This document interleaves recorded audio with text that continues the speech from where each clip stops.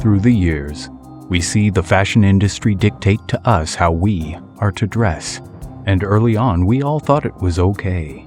We wanted to wear the latest fashions because we saw all the celebrities dressed in it. Behind the scenes, we did not realize that Satan had a hidden agenda to transform everyone through fashion into a world of perverts. From men and women's clothing to even children's clothing, the devil has his private fashion designers at work to pervert the minds of everyone. The devil's fashion industry has captivated the world with its designer wear and has totally fooled the millions to wear Satan's wardrobe.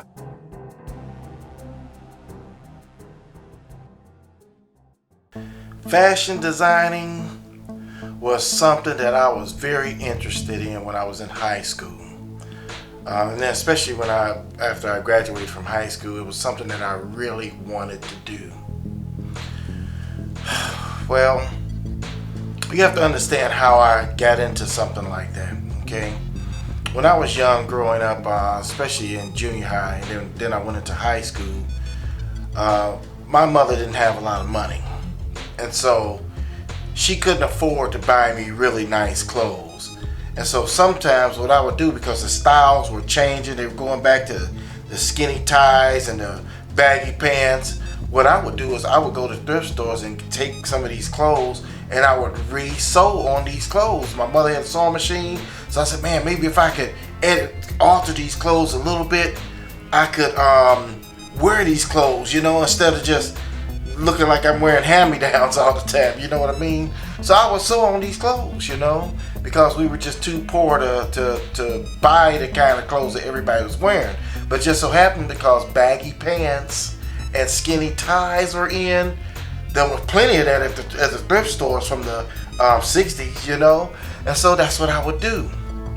And through that, I ended up getting into designing, because I had to design these clothes and make the shoulders. I remember one jacket, I actually made the shoulders really bow and put extra paddings in it, and I was walking around, that was a sharp jacket. People was like, man, that's a sharp jacket, and they had no idea I got it from the thrift store and just redid it. But that's how I ended up getting into that field, or wanting to get into that field. Now, in high school,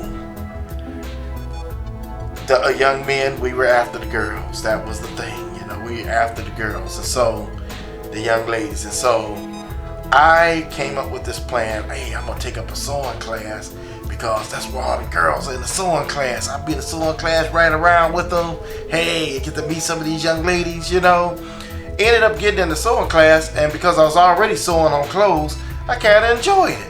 So I was like, wow, this is different, making clothes and all this thing, And I did so well until one day, someone from the, I'm trying to think of the newspaper, it's a local newspaper, came in. They saw this young man in the class with all these girls sewing on clothes.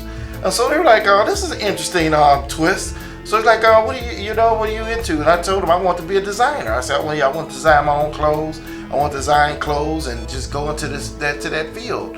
So it was kind of interesting, you know. I ended up getting I was in the newspaper for that, you know.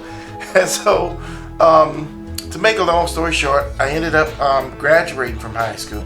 And afterwards, I ended up going to college. When I went to college, I took up tailoring in college.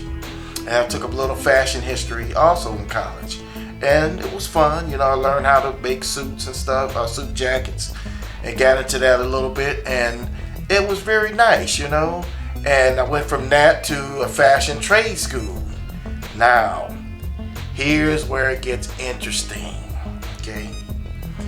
At this fashion trade school, I noticed that we were getting things together so we can go out and meet some of the people who own some of the shops, some of the designer shops that were downtown Detroit. There were some that were in the Renaissance Center. And so I was like, oh, this is cool. We're going to meet some of the owners of the shops. So I was like, oh, this is cool, you know? So we went there and to meet the owners of the shops, and they were gay. Interesting, huh? Now, I brought all that up to say this. Through the years, I started doing research because I would come across certain things in the fashion industry, and I was always curious to know what was going on in it. And I'm gonna tell you what I discovered. I discovered that there are so many homosexuals in the fashion industry until it's crazy. I mean, from the models on up to the designers to the owners of stores, it is pretty saturated with homosexuals. Now, one thing I began to notice was these effeminate models. Models who's supposed to be coming out, the men, you're supposed to be masculine, right? But models I noticed were very effeminate, you know? And I noticed that the men's fashion store owners and the managers and even down to the designers were all effeminate. And so when I began to see this, I said, man, this is crazy, you know? And then what got me was, I remember when Calvin Klein came out with the Calvin Klein jeans. Remember Calvin Klein jeans? And everybody was getting these Calvin Klein jeans, right? Well, I had saw some photos of Calvin Klein in the GQ magazine once, right? And when I looked at him, I knew right away. I said, man, this guy gay. You know, he's a homosexual. And so I said, well, wait a minute. He's designing men's jeans, you know?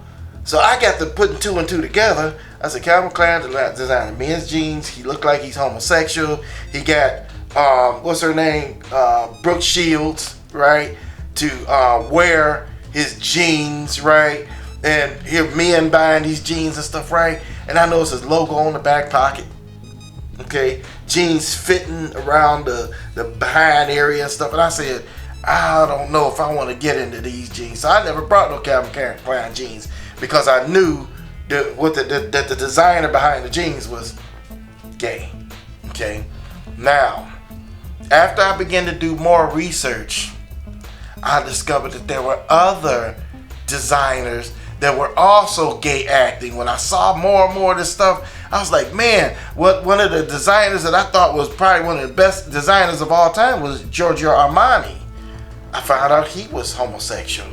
Then you got Gianni Versace, Christian Dior, Perry Ellis, Givenchy, Halston, Marc Jacobs, Karl Lagerfeld, Yves Saint Laurent, Adolfo.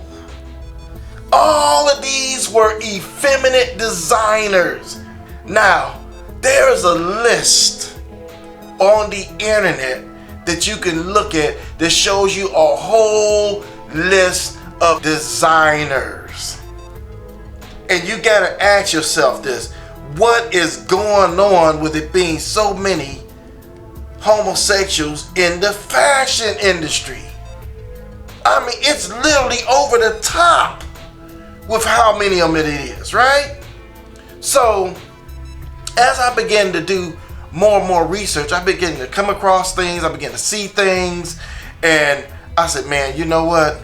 This thing is crazy. You gotta ask yourself, you men out there that's into fashion, you like to put on your suits and your outfits, you like to look good and all this kind of stuff, right? You gotta ask yourself, who is designing these clothes that you wear? Because as sure as I'm saying this, The person that's designing those clothes, their spirit is going in those clothes. Did you hear what I said? Their spirit is going in those clothes. So if they're designing these clothes, men's clothes, and trying to make them look a little feminine, if they're trying to make them look feminine, then what do you think they're putting in those clothes, right? So then a man, nice big strong man, puts on these outfits and these suits and things, and then the next thing you know, something is going on. He's walking around in these suits, he think he's looking sharp, but this homosexual designed these men's outfits to look attractive to who? Who? Himself. Think about that.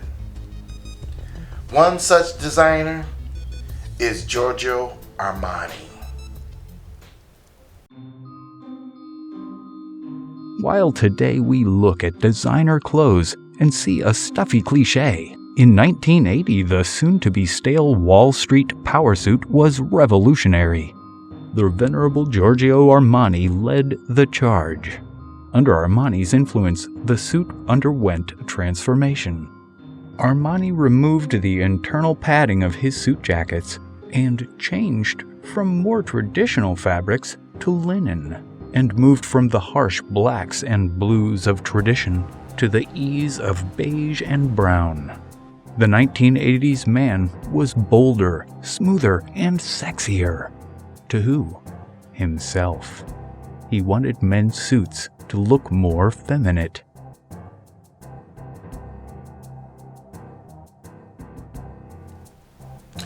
The reason why Giorgio Armani is so significant in the change of men's clothes, you have to do a little background search on what made him famous. You know what it was? It was a movie called American Gigolo.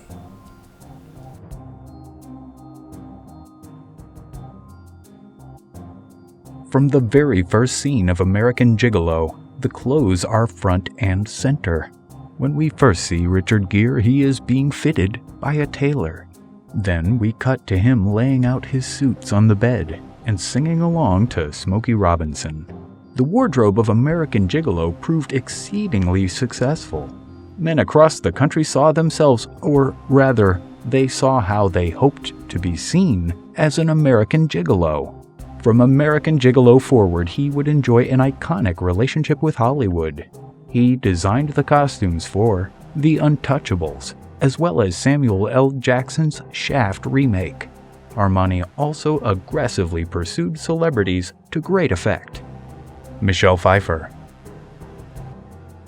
Matt Damon, Mira Sorvino, Ricky Martin, and Eric Clapton have all made high-profile public appearances in his suits.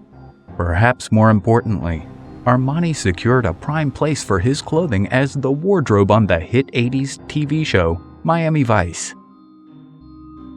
Armani is now a multi-billionaire with a personal fortune of $8.1 billion. How did he do it? By making men's suits look smoother, sexier, and feminine.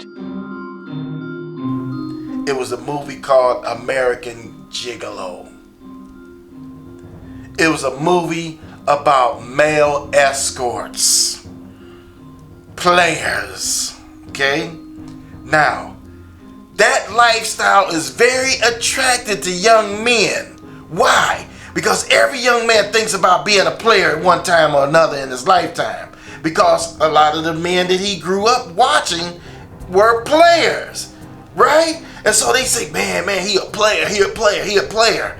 And all these men want to be players. And so on the big screen, they brought this actor named Richard Gere, who was very cool and calm. He was a male escort. Now, in the movie, what does he do? The movie starts off with him laying these sharp suits on the bed, looking at these suits, getting himself ready to go meet some escort to some woman, right? And so when you see these, you say, oh man, this dude is cool. Look at what's going on. Look at what he's doing. And you see this, right? All these young men, they see this, that thing clicks in their mind. Man, I want those suits. I want to look like him. I want to be like him. The stars look at it, right? They say, man, I want to wear those suits. I want to be like him. I want to be like that guy in that movie, right? Now watch this, right? So now, back in those days, I remember when the movie came out, I was in high school, right? We were all wearing suits because that was the thing. GQ was the magazine to have. Everybody, all the young men were into GQ magazine. And so when we saw these suits, we wanted to dress like them and be like them, right? Now, what's so heavy about this designer, Giorgio Armani? I tell you what it is. Giorgio Armani knew what he was doing when he changed the suits. He took the men's suits, had broad shoulders so you look real manly like. He took the pads out of the suits so you look and have a more softer look to it. This is what he wanted. He said, I'm gonna soften the look of the suits. In one article, he actually said that he wanted to bring a feminine taste to men's clothing. So I said, man, this is crazy. You want to bring some effeminate taste to the way men look? Why do you want them to look feminine? Because he was homosexual. So here he is designing these clothes, putting some of his own self into these clothes. And then look what happens. His career took off after that. You had everybody wearing his suits, right? Right now he's a multi-billionaire as a result of these clothes that he made, right? Now, people are heavy into designer clothes, especially when I go back to the 80s. Everybody was into, man, what's that Gucci? What's that you got on? Perriellis, man. Calvin Klein, Christian Dior, man. You know, I mean, that's how everybody was back in those days, you know? And it's even like that now. People are so fashion conscious, right? But they never stop to think who is designing these clothes, right? They don't stop to think about it. But you gotta know that something strange is going on, especially when you look at how men's clothes have changed over the years, right? Now, you go to the store and you buy men's clothes, look at how they look. The skinny jeans. Jeans tight all up on their behind, all on their legs, all the way tight, all the way down to their feet. You know, to their ankles, tight jeans. Body hugging jeans. It's a reason why they're doing that. Because these designers want to see you. Because they are homosexual. They want to see the shape of the man. Right? This is why you see these suits. I remember back in the days, the loose, big suits were like the whip. This was the style, right? Then all of a sudden, I look in the movies today, like I was looking at John Wick. I had looked at John Wick 2. And I remember in this movie, they show him in this suit. Well, who do you think designed this stuff? Homosexuals are designing stuff because this is what they want to see. They want to see men's bodies in these suits. So then now you have these new designers, right? That's designing all these clothes, all these new fashions coming out. Look at the suits today. I kid you not. These suits today, you'll see a grown man in a suit, right? And this suit looked like it was made for a 9-year-old. Suits all tight on them like this, all snug and all on them like this here. And that wasn't no mistake. They wanted these suits to look like this because they want to see the shape of the male. Because they are homosexual, these designers. Now, you think I'm kidding? Just look at some of these. These are some of the future designs of men's clothing. Look at some of these effeminate outfits that are coming out. This is the stuff that they plan on bringing out. 2019. Look at this stuff. Already we see men wearing skirts and little skirts over their jeans and stuff, right? Already we see some of this stuff, right? And so now, when you look at this future of men's clothing, it don't look like men's clothing. Half the models in these images don't even look like men. At least back in the days, the models look a little masculine. Now they look like straight up homosexuals. But this is their agenda. This has been Satan's agenda. He wants to push this perverted mind on the minds of all the men, so that men will all inwardly be wearing clothes that make them look a little feminine. Now let me ask you a question. What do you think will happen if a person keeps wearing effeminate looking clothes? What do you think will happen? Huh? It's the spirit that's in the clothing, right? I'll prove it to you. You take a young child, right? Take a young man that's 6 years old, right? And you start putting a skirt on that young boy that's 6 years old. What do you think's gonna happen to that boy by the time he gets to be 10? If you force him to wear a skirt till he's 10 years old, what do you think is gonna happen to him, right? It's a no-brainer. You know he's going to start to act more feminine. He's going to start to think that this is okay. Especially with the school systems. They are pushing this thing. So now we have a decision to make, right? We have a decision. Us men have got to refuse to wear this stuff. Huh? If we see clothes that are effeminate looking, I don't care what stars out here are wearing them. I don't care if what's his name? What they call him? King James, the basketball player. I don't care if he's wearing this stuff. I don't care what star is wearing it, what movie stars or what singer is wearing it. If Usher's wearing it, you have to put it in your mind and say, wait a minute. Usher's wearing something effeminate. If you see this guy that's a movie star putting on makeup and lipstick, like I saw a image where Kirk Franklin looked like he had on makeup and lipstick and stuff. You gotta say to yourself, wait a minute, just because they do it, I'm not going down that road. You got to be like Dave Chappelle. Remember Dave Chappelle said, I'm not putting on no dress, right? I don't care who puts on a dress. You had everybody putting on a dress. Everybody from, who is it? Martin Lawrence, right? To you name it. Guys walking around Medea putting on dresses, right? To get a comedy role, putting on dresses. They should put, I'm funnier than that. I don't have to, everybody done did the dress thing. I don't have to do that. I'm funnier than that. I don't need the dress thing, right? You kind of got to be like that. You got to say, wait a minute, this stuff looking effeminate. I'm not putting this on. I'm not buying this. I'm not spending my money on this. That's where you got to get in your mind. You can't be so to the point, hey, this the style, so I'm going to wear it, right? This the style, that we going to put it on. You got to be stronger than that, right? Now, there's a scripture in Deuteronomy chapter 22, verse 5, that goes like this. It says, the woman shall not wear that which pertaineth unto a man, neither shall a man put on a woman's garment. For all that do so are abomination unto Yahuwah thy Elohim. Wow. It's an abomination for a man to put on anything that belongs to a woman, or for a woman to put on anything that belongs to a man. It is an abomination unto Yahuwah, your Elohim. Be strong, brothers. Don't wear this stuff. Be like Dave Chappelle.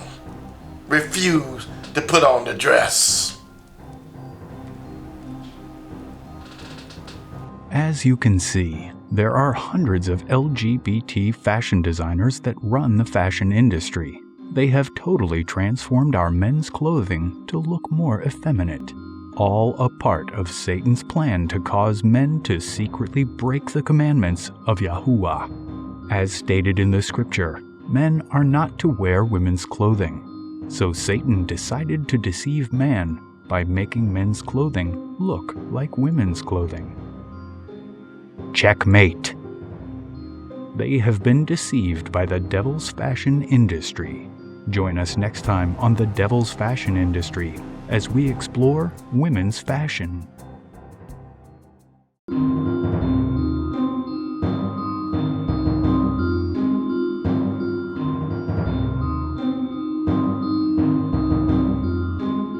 Be sure to ring the bell to be notified of new uploads on this channel, and also comment, share, like, and subscribe.